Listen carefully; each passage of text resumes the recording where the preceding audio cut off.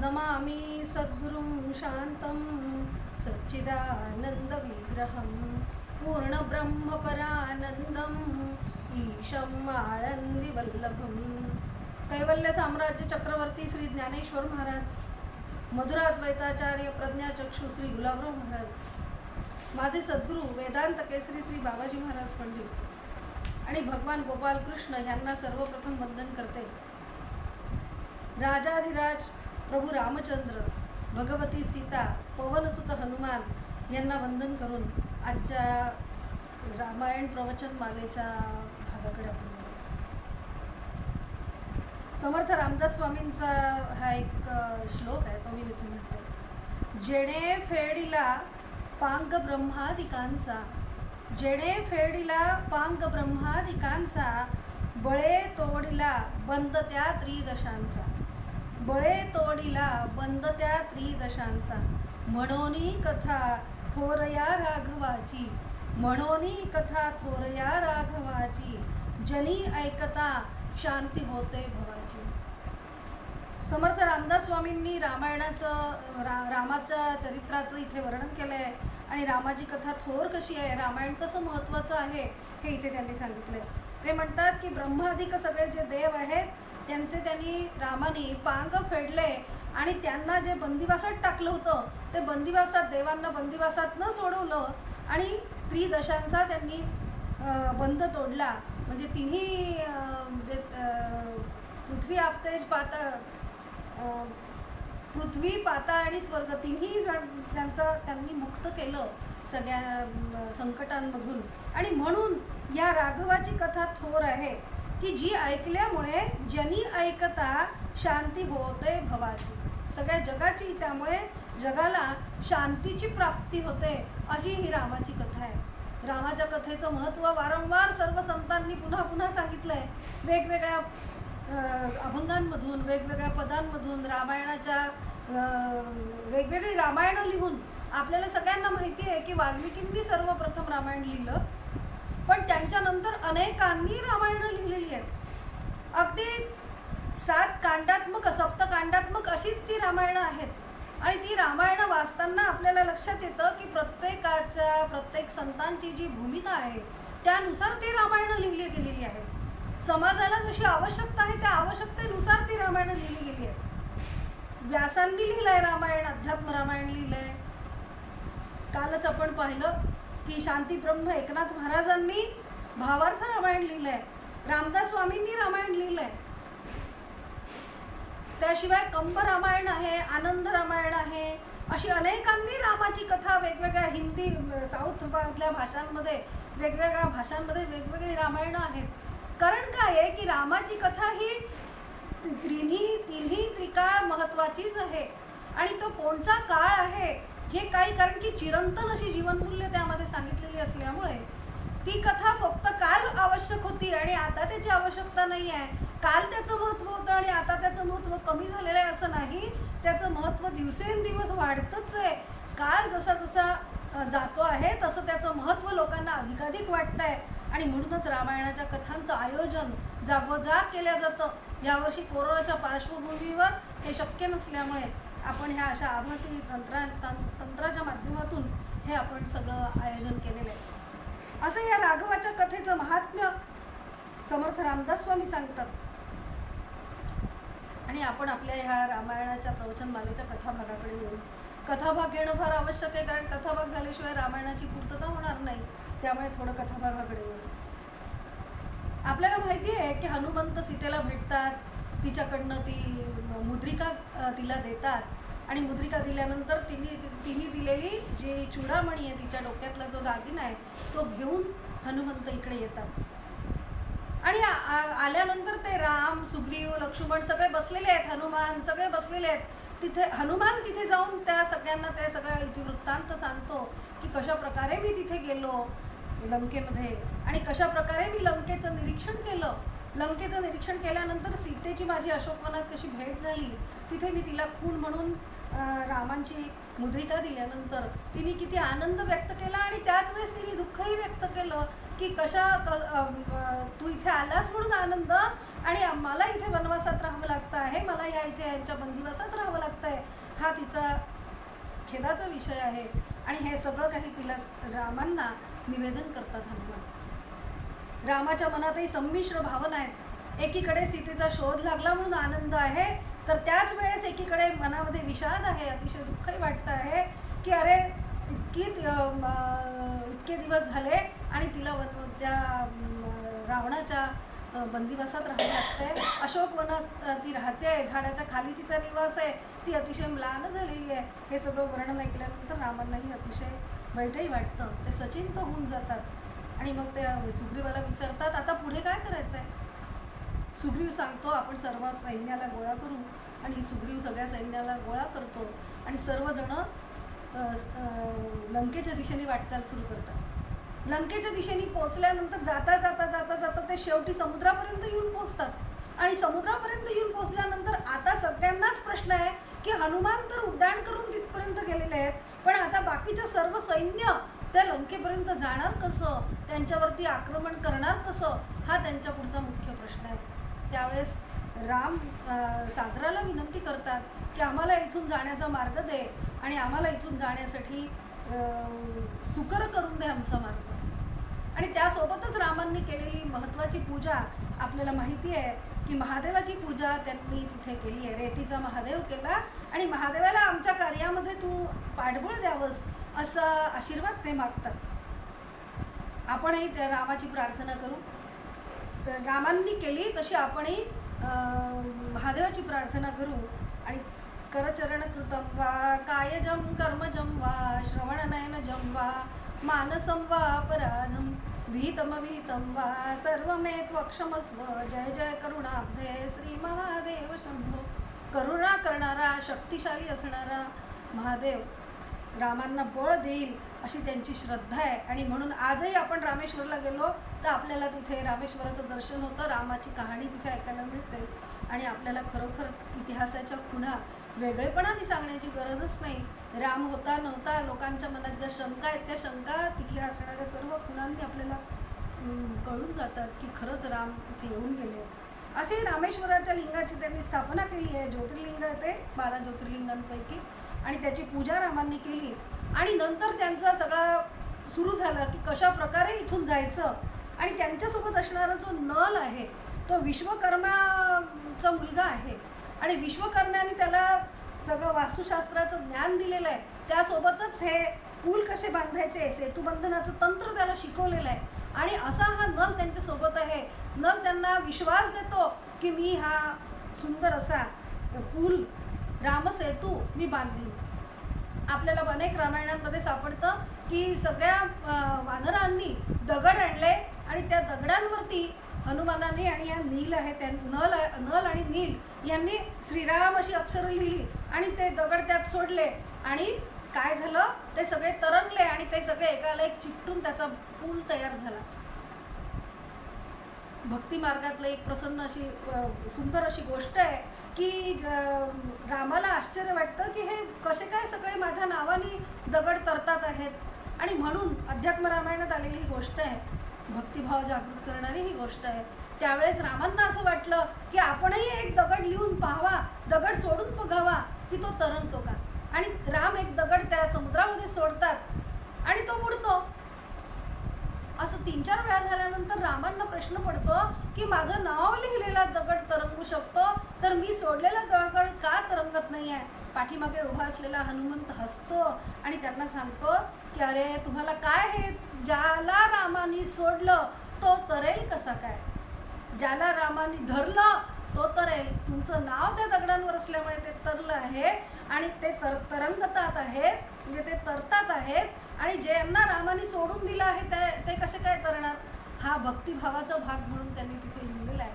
आपण ह्याच्याकडे फारसं न जाता आता पुढच्याकडे पाहू की नल जो आहे त्यांनी हा जो सगळा सेतू बांधला आहे, त्या सेतू किती दिवसात बांधला याचं रामायणामध्ये येतं. 5 दिवसात त्यांनी तो पूर्ण 100 योजने लांब आणि 10 योजने रुंद असा तो सेतू बांधलेला आहे. आणि 5 दिवसात बांधताना त्याचं बांधकाम 14 योजने पहिल्या दिवशी झालं बांधकाम, 20 योजना दुसऱ्या दिवशी, तिसऱ्या दिवशी 21, चौथ्या दिवशी 22, आणि 5व्या दिवशी 23, असा 100 योजने लांब तो पूल बांधला गेला आणि त्याची रुंदी 10 योजन रुंद होता आणि तो समुद्रावरती इतका सहजपणाने चपखल असा बसला की असं वाटत होतं की तो समुद्राचाच भाग आहे, वेगळा असा दिसतच नव्हता. आता आपल्याला सगळ्यांना संशोधनातून पुढे आलेलं माहिती असेल की तो पूल आजही आहे. आतमधून असं त्याचे जे अभ्यासक आहेत त्यांनी सांगितलं की त्या ठिकाणी रामेश्वरपासनं लंकेपर्यंत जाणाऱ्या पुलाच्या खुणा आपल्याला सापडतात असं आपल्याला दिसतंय. हे इकडे सगळी अशी युद्धाची तयारी सुरू आहे आणि त्याच वेळेस रावणाकडे ही चर्चा चालू आहे. रावणाने राजसभा बोलवली आहे, सगळ्या मंत्र्यांना, सल्लागारांना, सगळ्यांना एकत्रित केलंय. कारण की रावण घाबरून गेलाय मनातून की एक माकड म्हणजेच हनुमान येतो आणि सगळी लंका जाळून टाकतो, हलवून सोडतो, सगळ्या लोकांना एक प्रकारची दहशत निर्माण करून जातो. हा एकच माकड जर इतकं काही करू शकतो तर राम काही करू शकेलच अशी त्याला जवळजवळ मनातून खात्री वाटते आणि म्हणून तो सभा बोलवतो. आणि या सभेमध्ये चर्चा सुरू आहे. अशा वेळेस ते रावण म्हणतो की मी तसा काही खूप घाबरलेलो नाही, पण सावधगिरी हवी म्हणून मी हे असं सगळं काही करतोय, सगळ्यांना बोलवलंय. त्यावेळेस इंद्रजित इंद्रजित म्हणजे त्याचा मुलगा आहे, मेघनाथ नाव आहे त्याचं, पण इंद्राला त्याने जिंकलं आणि सगळ्या देवांना बंदिवासात टाकलं. रावणाला तो अतिशय साह्यकारी झाला म्हणून त्याचं नाव पडतं इंद्रजित. असा हा जो इंद्रजित आहे तो इंद्रजित त्याला सांगतो की अजिबात तुम्हाला काही भीती वाटून घेण्याचं कारण नाही आहे, कारण की तुम्ही किती शूरवीर आहात. तुम्ही देवांना हरवलं आणि तुम्ही कुबेराचं विमान इथे घेऊन आलात. इतके तुम्ही संपन्न पुष्पक विमान तुम्ही इथे घेऊन आल्या, इतके तुम्ही बलशाली आहात, काहीही घाबरण्याचं कारण नाही. पण त्याच वेळेस त्याचा जो मातामह म्हणजे मामा आहे माल्यवान, तो सांगतो की तू असं करू नकोस, कारण की तू जे काही करतोयस ते सगळं काही अधर्माचं कृत्य आहे, ते योग्य नाही आहे. शास्त्राला अनुसरून, धर्माला अनुसरून तुझं वागणं नाही आहे. पैसा मिळवावा माणसांनी, पण तो धर्माच्या कक्षेतच मिळवावा, काल आपण पाहिलंच आहे.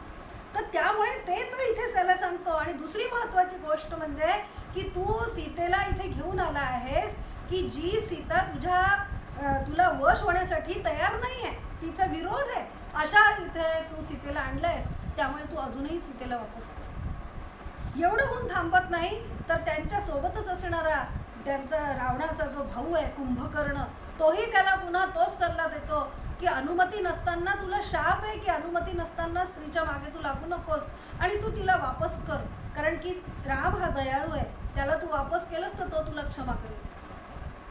इथे थांबत नाही तर थोड्याच वेळात विभीषण सुद्धा कुंभकर्णाचाच कित्ता गिरवून त्याला सांगतो की तू सीतेला परत करणं ह्यातच खरं तुझं हित आहे, कारण एकाने फक्त पाप केलं तर चालत नाही. राजाने पाप केलं, एकाने पाप केलं तर त्याच्यापुरतं त्या पापाचं फळ असतं, पण ज्यावेळेस राजा पाप करतो त्यावेळेस प्रजेलाही ते सगळं भोगावं लागतं. तुझ्यासोबत सर्व आपल्या नातेवाईकांना, आपल्या सर्व राज्याला, आपल्या सर्व देशाला हे सगळं भोगावं लागेल आणि त्यामुळे तरी तू सीतेला परत कर, असं पुन्हा एकदा विभीषण सांगतो.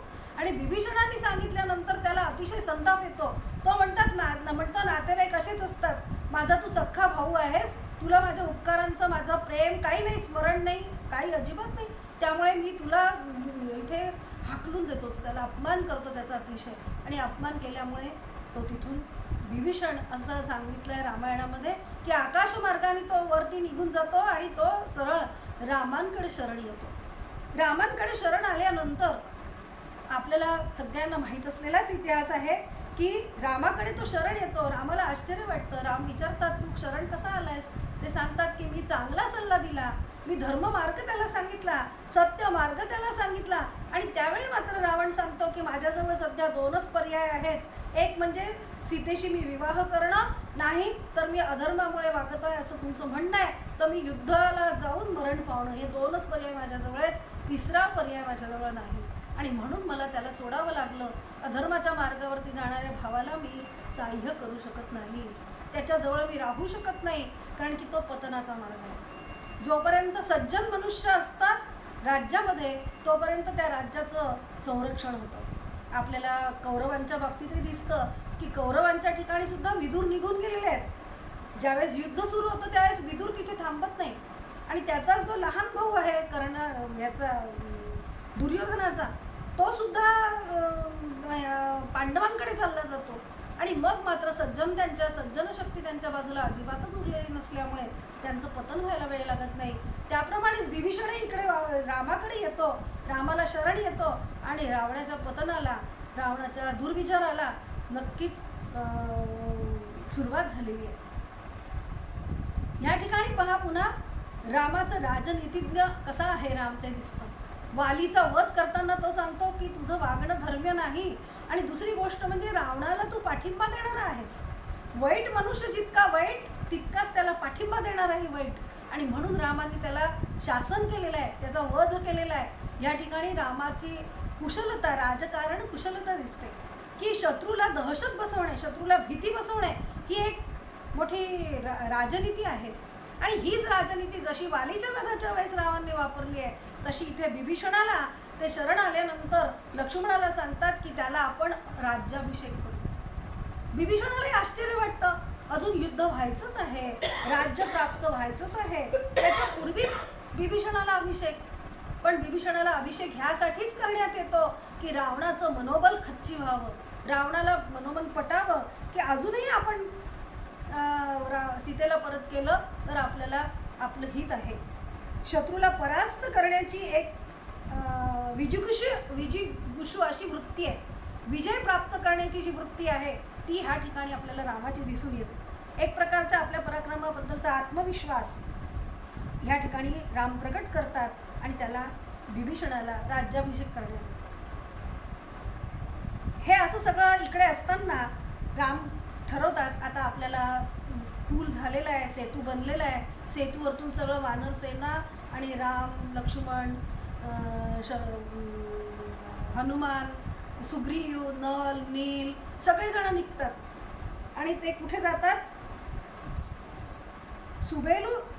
सुवेलाचल नावाचा जे पठार आहे लंकेमध्ये, त्रिपुराचल नावाचा पर्वत आहे, त्या पर्वताच्या एका टोकावर रावणाचं राज्य आहे आणि एका बाजूला पठार आहे.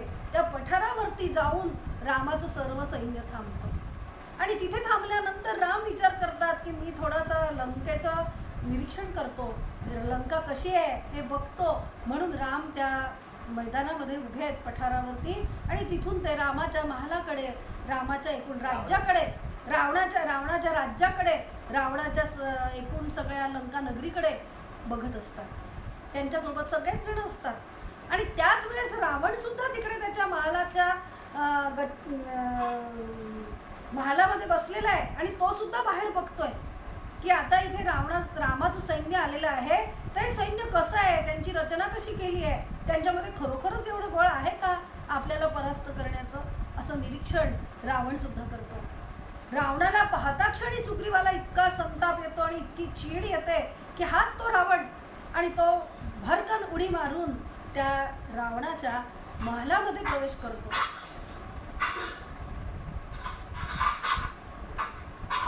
रावणाच्या तिथे पोहोचल्यानंतर रावणाची आणि त्याच्या झटापट होते, त्याच्याशी तो युद्ध करतो. थोडंसं युद्ध होतं आणि त्या युद्धामध्ये रावणाचा जो मुकुट आहे तो खाली पडतो. रावणाचा मुकुट खाली पडतो आणि सुग्रीव पटकन स्वतःची सुटका करून घेतो आणि पटकन पुन्हा आपल्या सैन्याच्या रामाच्या जवळ येऊन उभा राहतो. त्यावेळेस गीत रामायणामध्ये सुंदर असा गाणं आहे, सुग्रीवा हे साहस असले, सुग्रीवा हे साहस असले, भूपतीस तुझं मुळी न शोभले. राम म्हणतात की सुग्रीवा तू हे जे साहस केलं आहेस हे एका सेनापतीला अजिबात शोभत नाही. हे जे साहस आहे ह्याच्यामधनं तुझा अविचारीपणा आणि उतावीळता दिसून येते. कारण काय आहे की तू जर अशा प्रकारे तिथे गेला आणि तुलाच काही झालं असतं तर आम्ही युद्ध कसं केलं असतं, सगळं सैन्य कसं भयभीत झालं असतं याचा विचार करण्याची आवश्यकता आहे. राम त्याला पुन्हा एकदा सांगतात की जो कोणी मोठा आहे, जो कोणी श्रेष्ठ आहे त्याला अत्यंत विचारपूर्वक जीवन जगावं लागतं, त्याला प्रत्येक पाऊल विचारपूर्वक उचलावं लागतं, अन्यथा त्याचा परिणाम अनेक जणांना भोगावा लागतो. फक्त एकट्याचाच तिथे एकट्यावरती परिणाम होत नाही, अनेक जणांवर त्या गोष्टीचा परिणाम होत असतो. त्याचा विचार करण्याची अत्यंत आवश्यकता आहे. त्यामुळे अशा अविचाराने तू पुन्हा वागू नकोस, असा रामाने दिलेला सल्ला आहे. हा सल्ला मला वाटतं प्रत्येकासाठीच खूप आवश्यक आहे की आपण कोणत्या परिस्थितीत आहे, आपण कोण आहोत, आपण कसं वागलं पाहिजे, कसं राहिलं पाहिजे याचा विचार प्रत्येकाने करणं आवश्यक आहे. आणि शिवाजी महाराजांनी किती विचार केला आहे आणि शिवाजी महाराज कसे वागायचे, कारण की रामदास स्वामींनी वर्णन केलं आहे, शिवरायाचे ऐसे चालणे, शिवरायाचे ऐसे बोलणे, शिवरायाचे सलगी देणे ऐसे असे, असं शिवाजी महाराजांचं वर्णन रामदास स्वामींसारखे संत करतात की ज्या प्रत्येक वागणं, बोलणं, चालणं, राहणं, दिसणं, प्रत्येक गोष्ट महत्त्वाची आहे. आपल्याला असं वाटायचं कारण नाही की आपण तर सामान्य आहोत, आपल्याला काय आवश्यकता आहे या सगळ्याची, पण त्या सर्व गोष्टींची, कारण त्याच्या परिणामांचा विचार केला पाहिजे. हे इथे रामांनी त्या सुग्रीवाला नीट पद्धतीने, अतिशय खूप चांगल्या पद्धतीने समजावून सांगितलं. कोणाचा तरी आवाज येतोय, व्हॉइस बंद, त्यांनी हे बंद करावं. कुलकर्णी आहेत त्यांचा आवाज येतोय, त्यांनी व्हॉइसचं बंद करावं प्लीज. आणखीन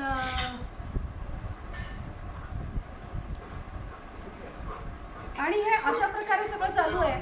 आणि असं चालू असताना त्यांनी एकमेकांचं निरीक्षण केलं आहे. आणि नंतर मग रामाचं सगळं सैन्य थोडं स्थिरस्थावर होतं.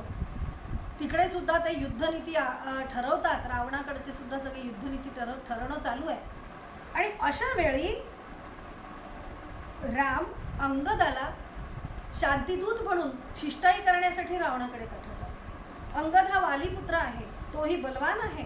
तो तिथे जातो आणि रावणाला शिष्टाई करण्यासाठी जातो आणि रावणाला सांगतो की युद्ध तुझ्या हिताचं नाही आहे, आजही तू पाऊल मागे घेतलंस तर तुझं हितच हित आहे. रामासारखा उदार आणि रामासारखा क्षमावान असा जो कोणी हा जो दशरथपुत्र राम आहे, त्यांच्याकडे तू शरण गेलास आणि सीतेला तू परत केलंस तर आजही तुला या युद्धापासून स्वतःला वाचवता येईल, त्यामुळे तू अजूनही तसा निर्णय घेऊ शकतोस, असं ते सांगतात. आणि या असं तो शिष्टाई करायला जातो. आता तिथे आणखीन एका ठिकाणी आलेला आहे की मी 2-3च रावण पाहिले आहेत की जो रावण पळून गेला आहे युद्धामधनं, याचं वर्णन त्यांनी केलेलं आहे अंगदानी. आणि त्याचं नैतिक किंवा हे जे आहे की पराक्रमी आहे मी, ही जी भूमिका आहे ती त्याला सांगतो की पराक्रम नाही, तू पण अपयश पाहिलेलं आहे, त्यामुळे तू काही असं समजण्याचं कारण नाही, माझ्या वडिलांनीच तुला परास्त केलेलं आहे आणि त्यामुळे तू असं समजण्याचं कारण नाही, त्यामुळे तू आजही आपल्या पराभवाची आठवण ठेवून रामाला शरण जा. पण ते काही सफल होत नाही, शिष्टाई काही उपयोगाची ठरत नाही आणि युद्ध करण्याचं निश्चित होतं. आणि मग रावणाने आपले दूत किंवा हेर पाठवले. शुक आणि सारण नावाचे हेर तिथे येतात आणि ते हेर सगळं बघतात आहेत की कसं व्यूहरचना केली आहे, रामाचं वागणं कसं आहे, इथे विभीषणाला अभिषेक कसा केला आहे आधीच. आणि ते पकडल्या जातात. ते पकडल्या गेल्यानंतर त्यांना रामाकडे आणलं जातं आणि राम सांगतात की त्यांना सोडून देण्यात यावं. कारण काय आहे की त्यांना सोडून द्या, कारण की ते दूत आहेत, ते हेर आहेत, ते रावणाकडे वापस जाऊ दे. आणि गेल्यानंतर ते पुन्हा रामाची स्तुती करून रावणाला सांगतात की रामासारखा कोणी नाही, राम सरीस कोई नाही, त्यामुळे तू अजूनही पुन्हा त्या रामाला शरण जा. पण हे काही होत नाही. आणि पहिल्याच दिवशीचं युद्ध होतं. पहिल्याच दिवशीच्या युद्धामध्ये रामाला आणि रामाच्या सैन्याला रावण नागपाशात टाकतो आणि ते नागपाशात टाकल्यानंतर तिथे राम मूर्छितावस्था येते आणि रामच धरणीवरती पडतात. आणि हे बघण्यासाठी रावणाची पहा नीती कशी आहे. रावणाची सीतेला वश करण्याची पद्धत थांबतच नाही, तो वेगवेगळ्या प्रकारे वश करण्याचा प्रयत्न करतो. तो त्रिजटेला सांगतो, त्रिजटा जी ती राक्षसीण तिच्या संरक्षणासाठी, तिच्यावर पहारा ठेवण्यासाठी जी ठेवलेली आहे सीतेवर, तिला सांगतो की तू सीतेला विमानातून घेऊन जा आणि राम कसं मरून पडले ते दाखव. सीते तिथे रामांना मूर्छित अवस्थेत पाहून ती पण क्षणभर गांगरून जाते, तिलाही पण एक क्षणभर काही भयभीत होतं तिचं मन. आणि ती म्हणते आता कसं होणार.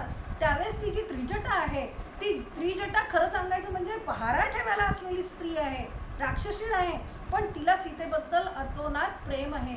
ती सीतेला आपल्या मुलीसारखं वागवते, कारण की सीतेची वागणूक अशी आहे की त्या वागणुकीमुळे तिला त्याच्याबद्दल अतिशय सीतेबद्दल प्रेम निर्माण झालेलं आहे. ती सांगते राम मेलेले नाहीत, राम गेलेले नाहीत, तर मृत झालेले नाहीत, तर ते फक्त मूर्छित झालेले आहेत, त्यामुळे तुला घाबरून जाण्याचं काही कारण नाही. जिला खरं भिवण्यासाठी पाठवलंय तीच तिला उलट सहाय्यकारी होते, अशी ही सीता आहे. आणि त्यानंतर एकदा मंदोदरीला सीतेकडे पाठवतो रावण, आणि मंदोदरीला सांगतो की सीतेला तू माझ्याकडे घेऊन ये. त्यावेळेस मंदोदरी सीतेकडे जाते आणि सांगते की सीते, तू तर खरं म्हणजे ज्ञानवान अशा रामाची पत्नी आहेस, तू स्वतः ज्ञानी आहेस, तर तुला सगळं तुला माहिती आहे, सर्वत्र परमेश्वर भरलेलं आहे, तर तुला रावण आणि राम असे वेगळे का वाटतात, आणि तू रावणाला वशमग व्हायला काय हरकत आहे, असा प्रश्न ती तिच्यासमोर ठेवते. त्यावेळेस सीता उत्तर देते की मी जशी ज्ञानी आहे तसाच रावणही ज्ञानी पण आहे आणि तपस्या केलेला आहे. तपस्या म्हणजे काय, तप म्हणजे काय, तप म्हणजे शरीराला दिलेला ताप, शरीराला दिलेली पीडा, शरीराला दिलेले कष्ट, त्यांनी सुद्धा तपस्या. सगळ्यांनी आपल्याला, तुम्ही जर पाहिलं आपल्या पुराणांमध्ये तर तुम्हाला असं दिसून येईल की सर्वांनी तपस्या केलेली आहे. देवांनी केली, दानवांनी केली, पण दोघांचे हेतू वेगळे आहेत, दोघांची ध्येय वेगळं आहे. प्रत्येकाचं ध्येय वेगळं असल्यामुळे त्यानुसार त्यांना त्या तपश्चर्याचं फळ मिळालंय. तपश्चर्या म्हणजे तपपूत आचरण म्हणजे तपश्चर्या. त्याचा अर्थात ध्येय आहे की मनोमन धुतले जावे, षड्विकार निघून जावेत. खरं हे त्याचं इप्सित आहे, पण इप्सित ते न ठेवता ज्यावेळेस दुसरा मनुष्य दुसरं ध्येय ठेवतो त्यावेळेस त्याला त्याच्या इच्छेनुसार फळ प्राप्त होतं.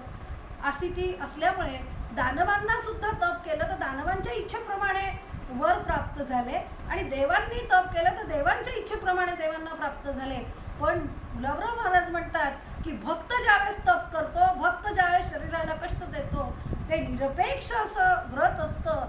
एकादशी जशी निरपेक्ष व्रत आहे, सोमवार जसा उपास असला तरी सुद्धा तो निरपेक्ष असा व्रत आहे सोमवारचं, किंवा मग एखादी पूजा तो निरपेक्षपणे देवाची फक्त भगवंत प्राप्त व्हावी म्हणून करतो, तेव्हा ते तप त्याला भक्तीपर्यंत घेऊन जातं, परमेश्वरापर्यंत घेऊन जातं. अन्यथा सांसारिक फळं मिळत जातात. सांसारिक फळं मिळाल्यानंतर काही पुण्य होतात, काही पाप होतात, आणि मग त्यानुसार त्याला फळं मिळतात. ज्ञानेश्वरीमध्ये म्हटलंय पापात्मके पापे नरका जाईजे, पुण्यात्मके पापे स्वर्गा जाईजे, जे माते पाविजे ते शुद्ध पुण्य. शुद्ध पुण्य कोणचं, की ज्यामुळे परमेश्वराची प्राप्ती होईल, आणि तसं ते होत नाही. म्हणून ती सीता म्हणते की राम तपस्वी पण आहे आणि राम ज्ञानी पण आहे, राम अतिशय गुणवान आहे, 10 षटशास्त्रांचा त्यांनी अभ्यास केलेला आहे, सगळी शास्त्र पुराणांचा अभ्यास त्याचा झालेला आहे. असं असताना सुद्धा त्याला मंदोदरी आणि सीतेमध्ये फरक का वाटत नाही, कारण की ते भेद अजूनही संपलेले नाहीत. ज्याचे असे भेद संपलेले नाहीत अशा रावणाकडे मी जावं असा तू सल्ला तरी कसा काय देतेस, असा सीतेने विचारलेला प्रश्न आहे. सीता अशी बुद्धिमान, अतिशय व्यवहार चतुर अशी ती आहे. शत्रुपत्नी असली मंदोदरी तरी सुद्धा ती रावणाकडे गेल्यावरती सीतेची स्तुती करते. ती सांगते सीतेसारखी पतिव्रता जगामध्ये नाही, आणि ही सीता तू इथे आणून फार मोठा गुन्हा केलेला आहेस, फार मोठा अपराध केलेला आहेस. फक्त रामांचा हा अपराध नाही आहे, तर हा धर्माचा अपराध आहे, शास्त्रांचा अपराध आहे. ज्यांनी असा सगळा अभ्यास केलेला आहे त्याच्या हातून हा अपराध घडणं फार भयंकर आहे. त्यामुळे तू अजूनही सीतेला परत कर. आणि अशा वेळी मला लक्षात येतं की आपण जे म्हणतो अहिल्या द्रौपदी सीता तारा मंदोदरी तथा, अहिल्या द्रौपदी सीता तारा मंदोदरी तथा, पंचकन्या स्मरे नित्यम सर्व पातकनाशनम. या 5 स्त्रियांना पंचकन्या म्हणून नमस्कार करायला सांगितलंय की ज्यांच्यामुळे आपल्या पापांचा नाश होईल. भगवती सीता ही तर भारतीय स्त्रीत्वाचा आदर्शच आहे. भारतीय स्त्रीने कसं असावं याचा आदर्श म्हणजे सीता आहे. कशा प्रकारे भारतीय स्त्रीने स्त्रीत्व जपावं, कशा प्रकारे तिने पातिव्रत्य जपावं याचा सुंदर असा आदर्श म्हणजे सीता आहे. प्रसंगोपात वेळोवेळी आपण ते पाहत आलेलो आहे की सीतेचं जीवन कसं उच्चतम आदर्श असणार आहे. जसे राम 4 पुरुषार्थ गाजवणारे आहेत, सीता ही 4 पुरुषार्थाला अनुकूल अशीच आपल्याला या पूर्ण रामायणाचं चरित्र तिचं बघत असताना जाणवत राहते. आणि ती बघत असताना माझ्या असं लक्षात आलं की आपण ह्या सगळ्यांचं वर्णन करत असताना अहिल्या ही वेगळ्या अर्थाने पतिव्रता आहे, प्रत्येकाचं पातिव्रत्य वेगवेगळ्या प्रकारचं आहे. त्या प्रत्येकाच्या चरित्रातून आपल्याला समजतं. अहिल्याचं चरित्र आपण बघितलं, यातल्या रामायणातल्या 4 स्त्रिया रामायणातल्याच आहेत. अहिल्या, द्रौपदी सोडली तर अहिल्या, तारा, मंदोदरी आणि सीता सगळ्या ह्या रामायणातल्या स्त्रिया आहेत. कारण काय आहे की आपण जर बघितलं की अहिल्या ही भ्रष्ट झालेली आहे, ती विचारांनी शरीराने भ्रष्ट झालेली आहे, पण ती तपश्चर्या करून आपल्या देहाला ताप देऊन रामाचं आणि सगळ्या रामाचे चिंतन करून राम भेटणारे ही एकमेव भावना ठेवून ज्यावेळेस ती स्वतःचं जीवन तपपूत असं जीवन जगते, त्यावेळेस तिचं जीवन झळाळून उठतं. तिचा भ्रष्टाचाराचा दोष, तिचा शरीर भ्रष्ट झाल्याचा दोष, मन भ्रष्ट झाल्याचा दोष नाहीसा होतो. स्त्रियांचं भ्रष्ट झाल्यानंतर त्यांनी कशा प्रकारे स्वतःचं जीवन उद्धरून घ्यावं याचा आदर्श म्हणजे अहिल्या. त्यानंतर आपल्याला असं दिसतं की तारा जी आहे ती तारा म्हणजे मला 2 तारा वाटतात. एक म्हणजे हरिश्चंद्र राजाची पत्नी तारा आणि मला दुसरी तारा ही वाटते की जी वाली जो आहे त्याची बायको आहे, ती राजनीतिज्ञ आहे, ती कुशल आहे, ती संभाषण कुशल आहे, ती रामाची भक्त आहे असं वर्णन संपूर्ण रामायणामध्ये येतं. आणि म्हणून त्या तारेचा समावेश या पतिव्रता स्त्रियांमध्ये केला आहे असं मला वाटतं. त्यानंतरची तिसरी आहे मंदोदरी. मंदोदरीच्या दृष्टीने विचार केला तर एक ती खरं सांगायचं म्हणजे अनाचाराने वागणाऱ्या रावणाची, सर्व काही जाणूनही वाईटच वागणाऱ्या अधार्मिक कृत्य करणाऱ्या रामाची ती पत्नी आहे, रावणाची ती पत्नी आहे. खरं म्हणजे रावण हा महादेवाचा मोठा भक्त आहे, महादेवाची सेवा करणार आहे. इतकी त्याची सुंदर अशी आहेत कथा महादेवाची, त्यांनी भक्ती कशी केली ह्याचा. पण भक्ती केली तरी सुद्धा त्याची भक्ती ही तामसी भक्ती आहे. त्याची भक्ती ही राजस आणि तामस अशी मिश्रित आहे.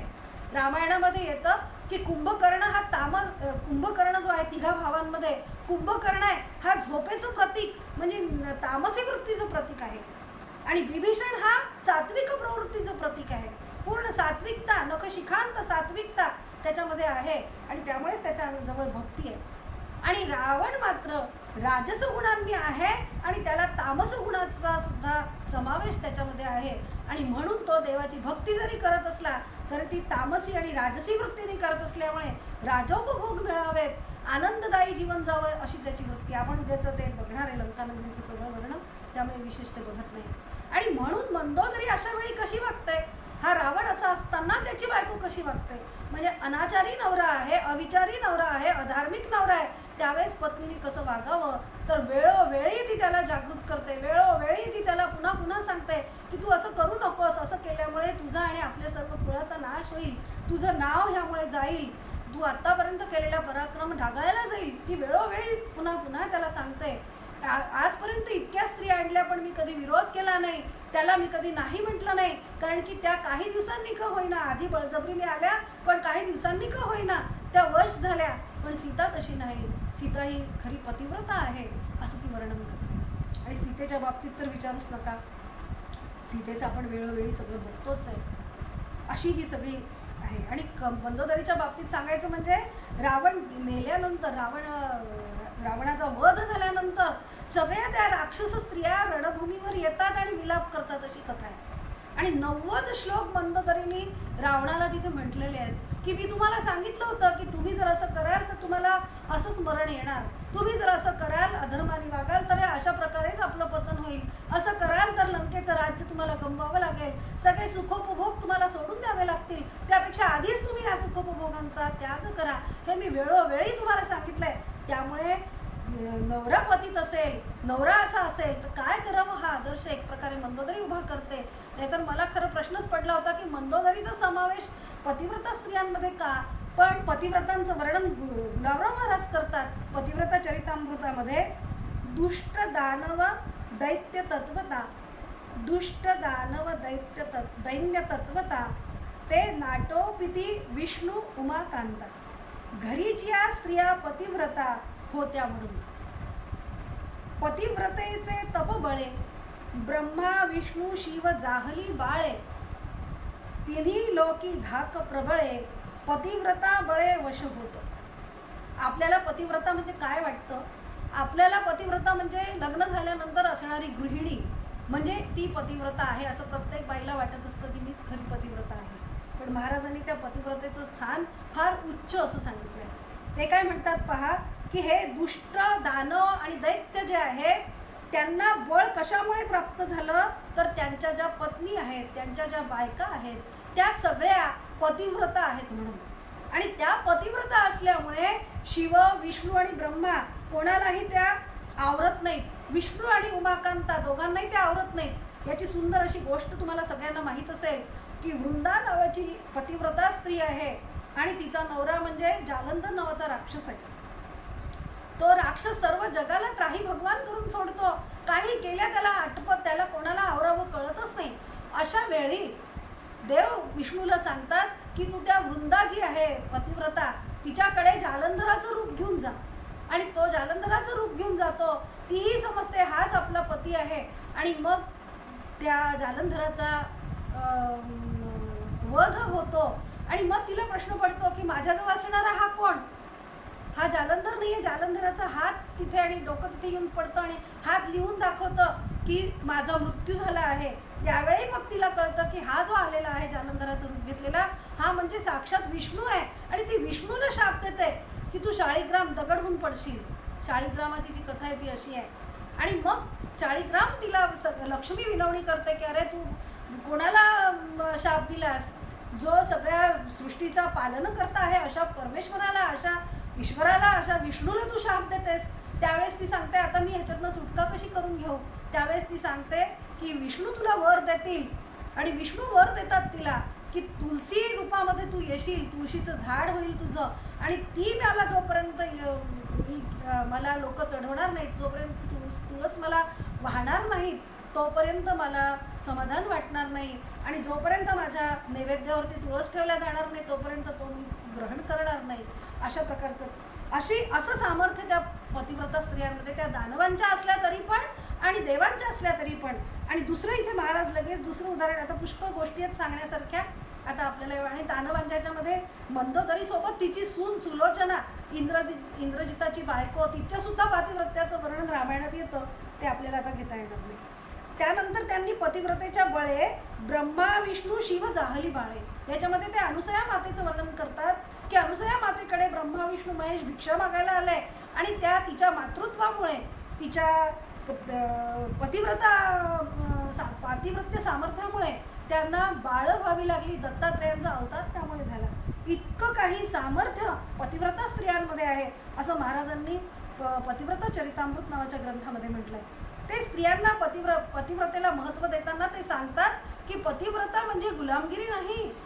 पतिव्रता म्हणजे गुलामगिरी नाही, तर ती स्त्री ही गुरूंची जशी शिष्य सेवा करतात तशी पतीची सेवा त्या करतात. त्यांची भावना तशी असते आणि त्यामुळे फळही त्यांना तसंच मिळतं. कारण की त्यांनी केलेली जी सेवा आहे ती निरपेक्ष निष्काम अशी सेवा आहे. आणि त्या सेवेमध्ये सहजपणा आहे. त्या सहजतेने करतात. त्या ठिकाणी प्रौढी नाही, त्या ठिकाणी अहंकार नाही. मी जी सेवा करतोय आहे ती सेवा माझी पतिवरती उपकार म्हणून नाही, मी माझ्याच उद्धारासाठी ती करते. आणि त्याच वेळेस ती भावना करते की पती हा माझा परमेश्वर आहे. तिच्या भावनेमुळेच ती उद्धरते. त्यांनी असं दिलेलं आहे की तिची अशी भावना आहे की पती हाच माझा परमेश्वर आहे. आणि अशी तिची भावना असल्यामुळे उत्कर्ष बुद्धीमुळे, शास्त्रामध्ये उत्कर्ष बुद्धी म्हणून सांगितलेली आहे. दगडामध्ये देव कसा येतो? प्राणप्रतिष्ठा केल्यामुळे. दगडाची मूर्ती बनवल्या जाते, त्याच्यामध्ये आपण प्राणप्रतिष्ठा करतो. म्हणजे काय? देवत्व स्थापतो. आणि ते देवत्व त्याच्यामध्ये स्थापना झाल्यामुळे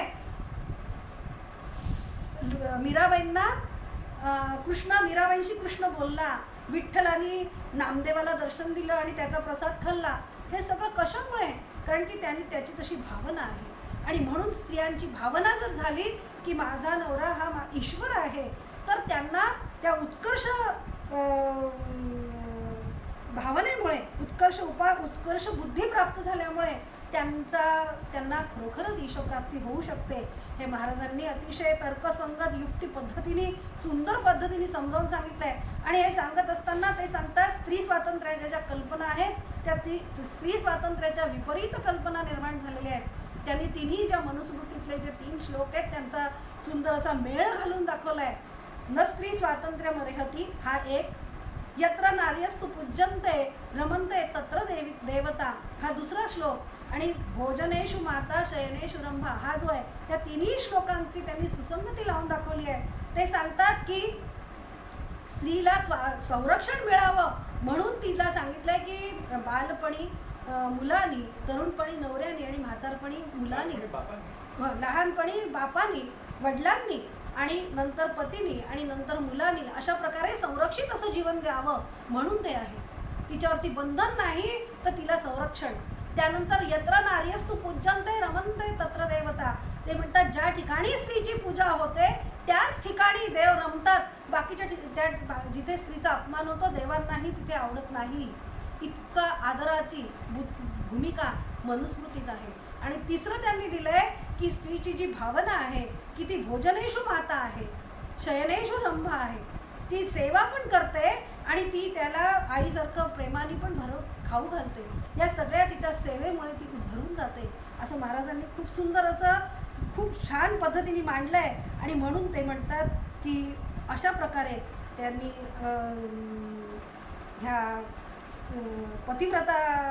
पतिव्रतांचं महत्त्व सांगितलं आहे.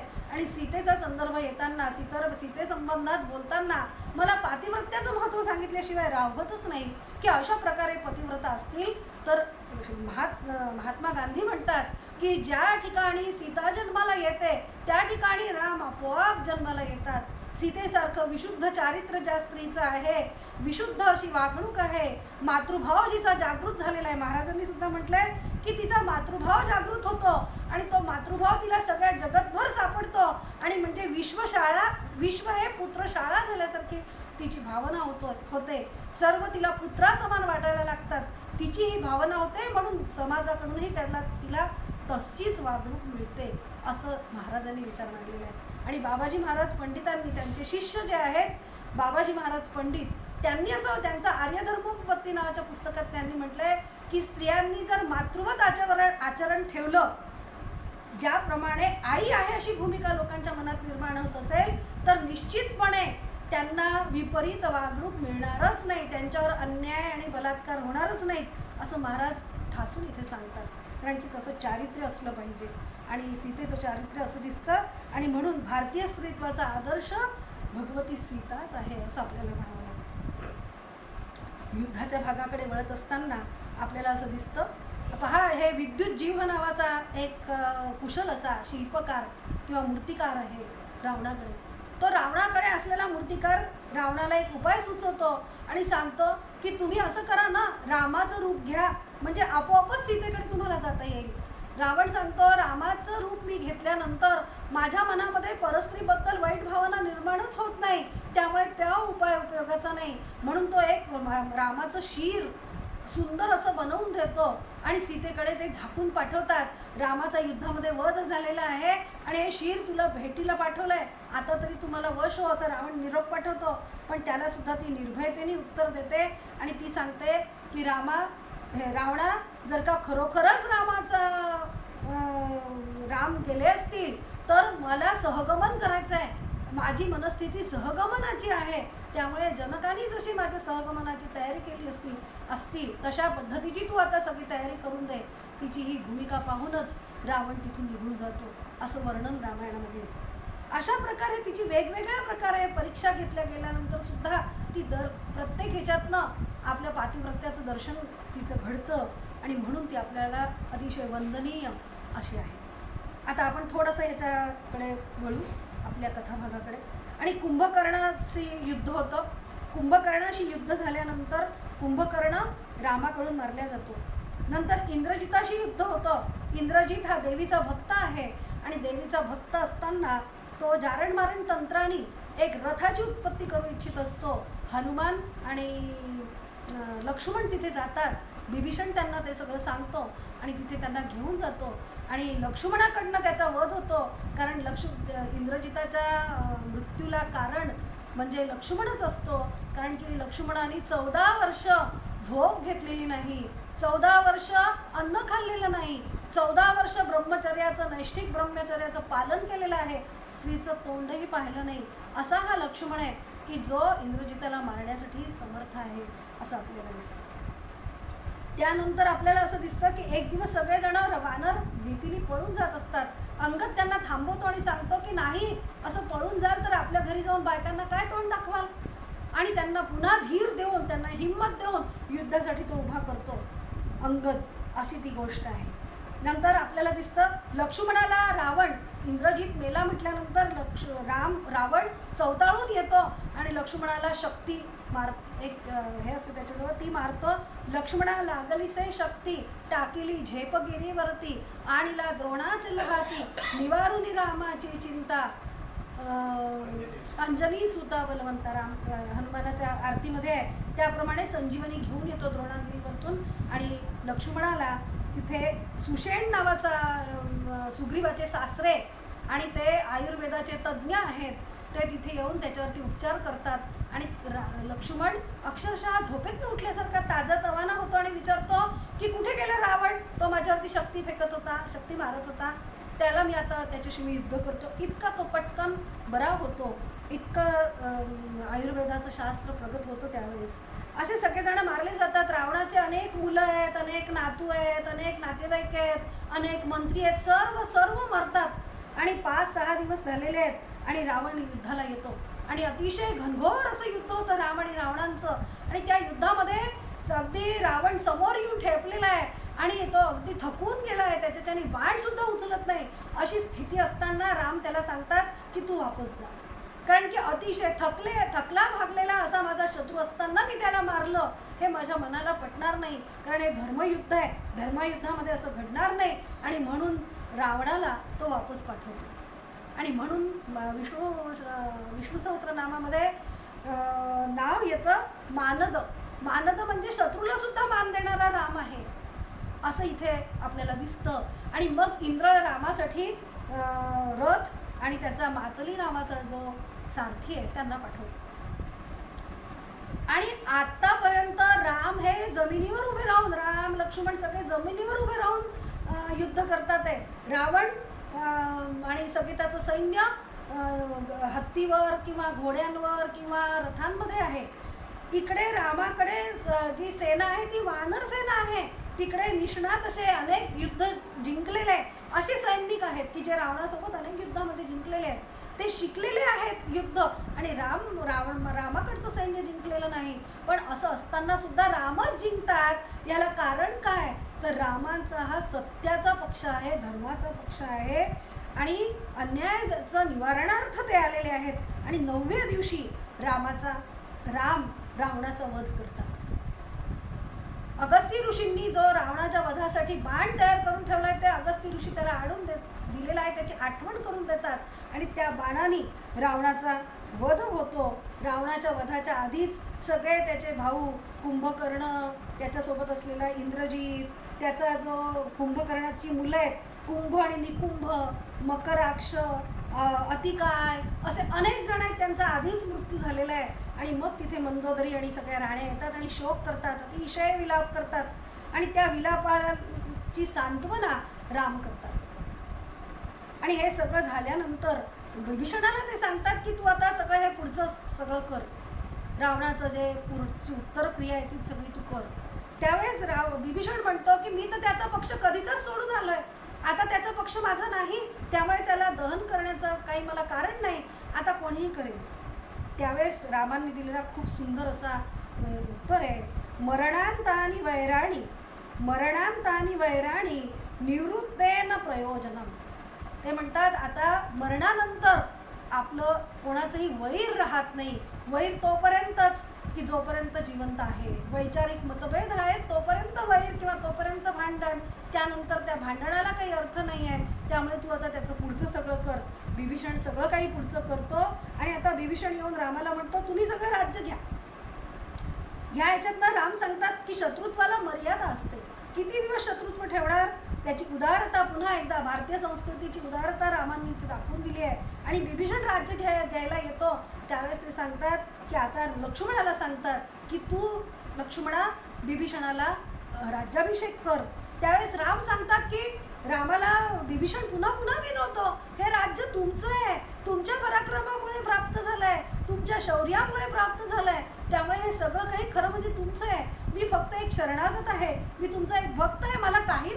सांगितलं त्यावेळेस रामांनी दिलेलं लक्ष्मणाला उत्तर खूप सुंदर आहे. जननी जन्मभूमिश्च स्वर्गादपि गरीयसी अपि स्वर्णमयी लंका नमे लक्ष्मण रोचते. ते सांगतात की सुवर्णमयी जरी लंका असली, सुंदर जरी लंका असली, तिथे भरपूर वैभव असलं तरी सुद्धा मला ही लंका नको, कारण की जननी जन्मभूमिश्च स्वर्गादपि गरीयसी. स्वर्गापेक्षा सुद्धा सुंदर असणारी लंका मला नको, मला फक्त माझी जननी आणि जन्मभूमीच प्रिय आहे. त्यामुळे मला हे रावणाचं राज्य नको, हे राज्य मी विभीषणाला देतो. आणि विभीषणाला ते राज्य देऊन टाकतात आणि लक्ष्मणाला सांगतात की तू आता त्यांचा अभिषेक कर आणि राज्याभिषेक विभीषणाला होतो. पुढचा भाग आता आपण उद्याला बघू. एवढं सांगू. अशा प्रकारचं रामाचं चरित्र आहे आणि अशा प्रकारचं सीतेचं पावित्र्य आणि तिची शुचिता आहे. आणि हे सगळं आपण रामायणाच्या निमित्ताने सगळं पुन्हा पुन्हा बघतो, कारण की आपल्या मनावर ते ठसावं, आपल्या मनामध्ये आपल्या संस्कृतीचा गौरव निर्माण व्हावा आणि आपल्या मनामध्ये त्याच्याबद्दलच्या कल्पना स्पष्ट व्हाव्यात की पतिव्रता म्हणजे काय, 4 पुरुषार्थ गाजवणारा परमेश्वर असणारा राम म्हणजे काय, मर्यादा पुरुषोत्तम श्रीराम असं त्यांना का म्हणतात. हे सगळ्या गोष्टी आपण या निमित्ताने त्याच्यावरती चर्चा करत असतो. म्हणून या रामायणाची पुन्हा पुन्हा आयोजनाची आवश्यकता असते आणि पुन्हा पुन्हा त्याच्यावरती विचारमंथन होण्याची गरज असते. एवढं सांगून मी आजच्या आपल्या या प्रवचनाला विराम देते. प्रभू रामचंद्र